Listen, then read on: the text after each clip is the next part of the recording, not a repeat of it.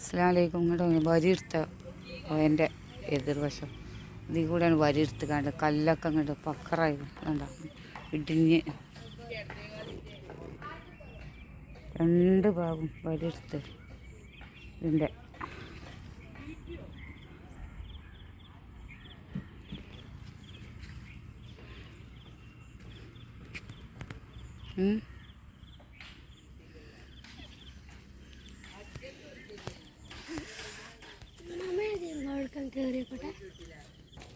ഒക്കെ വരിയെടുത്ത് കല്ലൊക്കെ പൊന്തിയാണ്